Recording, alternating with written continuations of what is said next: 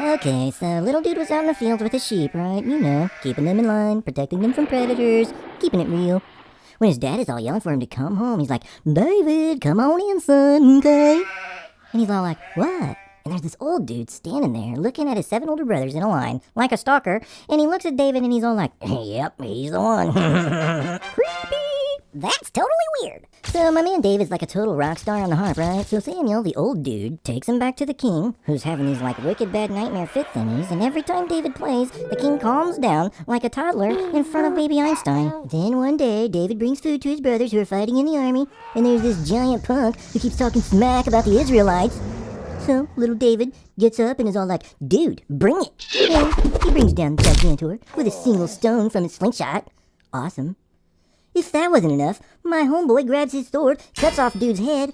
Ouch! That was frick nasty. Can I get a what and a face? So, King Saul thinks that's pretty tight, so he gives David his daughter for his wife. Sweet. And makes him commander of his army. Russell Crowe style. On my command, unleash hell! But then he gets all jealous when he hears the people shouting in the streets about how David's so much cooler than he is.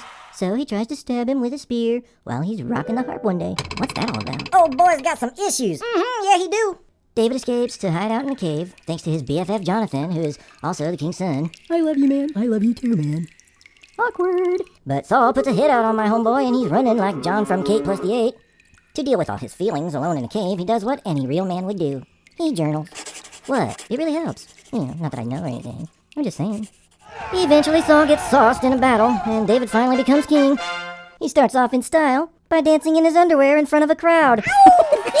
That's just crazy talk. And his wife thinks that's a bit overkill.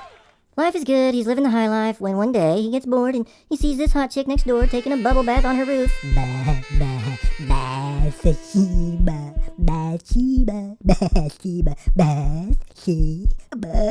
Like, who takes a bubble bath on their roof? Seriously, what's that all about? What is that, a Cialis commercial? Anyway, needless to say, this is where he gets himself in trouble.